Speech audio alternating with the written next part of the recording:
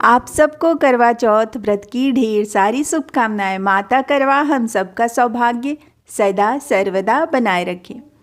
देखिए दोस्तों, हर साल कार्तिक मास के कृष्ण पक्ष की चतुर्थी तिथि को करवा चौथ का व्रत मनाया जाता है। ये व्रत हर सुहागन महिलाएं अपने पति की लंबी उम्र और अखंड सौभाग्य की प्राप्ति के लिए करती हैं। इस साल करवा चौथ का व्रत 10 अक्टूबर को मनाया जाएगा। शास्त्रों के अनुसार करवा चौथ के व्रत के साथ साथ करवा चौथ व्रत कथा सुनने का भी काफ़ी महत्व होता है।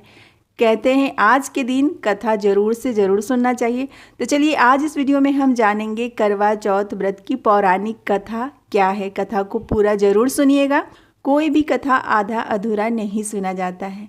तो प्रेम से बोलिए गौरी पुत्र गणेश की जय, करवा माता की जय। बहुत समय पहले की बात है। एक साहूकार के 7 बेटे और उनकी एक बहन करवा थी।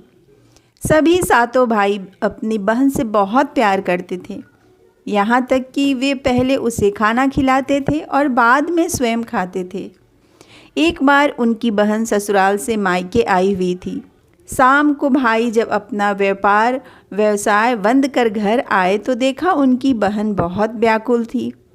सभी भाई खाना खाने बैठे और अपनी बहन से भी खाने का आग्रह करने लगे, लेकिन बहन ने बताया कि आज उनका करवा चौथ का निर्जल व्रत है और वो खाना सिर्फ चंद्रमा को देखकर उसे अर्घ देकर ही खा सकती है कि चंद्रमा अभी तक निकला नहीं है, इसलिए वो भूख प्यास से व्याकुल हो उठी है।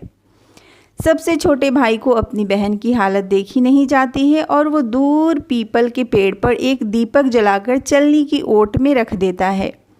दूर से देखने पे वो ऐसा ही प्रतीत होता है जैसे कि चतुर्थी का चांद उदित हो रहा हो। इसके बाद भाई अपनी बहन को बताता है कि चांद निकल आया है, तुम उसे अर्घ देने के बाद भोजन कर सकती हो। बहन खुशी के मारे सीढ़ियों पर चढ़कर चांद को देखती है, उसे अर्घ देकर खाना खाने बैठ जाती है। जैसे ही वो पहला टुकड़ा अपने मुंह में लेती है उसे एक छींक आ जाती है।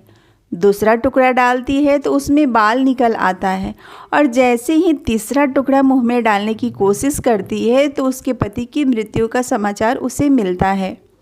वो काफ़ी बौखला जाती है। उसकी भाभी उससे सच्चाई से अवगत कराती है कि उसके साथ ऐसा क्यों हुआ है। करवा चौथ का व्रत गलत तरीके से टूटने के कारण देवता उससे नाराज हो गए हैं और उन्होंने ऐसा किया है।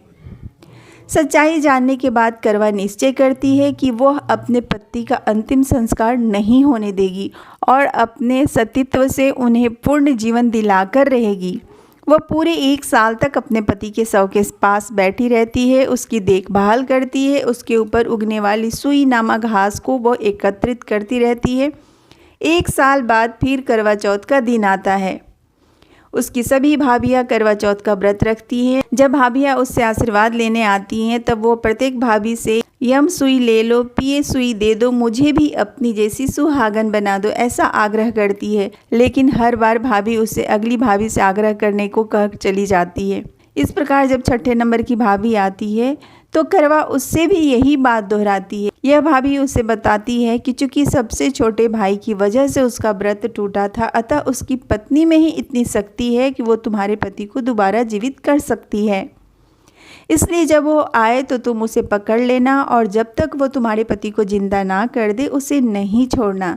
ऐसा कहकर वो चली जाती है। सबसे अंत में छोटी भाभी आती है और करवा उनसे फिर सुहागिन बनाने का आग्रह करती है, लेकिन वह टाल मटोल करने लगती है।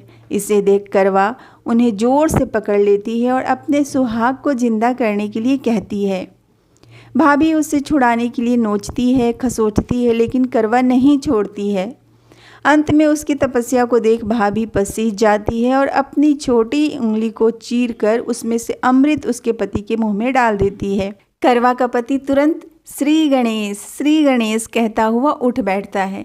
इस प्रकार प्रभु कृपा से और छोटी भाभी के माध्यम से करवा को अपना सुहाग वापस मिल जाता है। हे श्री गणेश माँ गौरी, जिस प्रकार करवा को चीर सुहागन का वरदान आपसे मिला है वैसा ही सब सुहागन को भी मिले।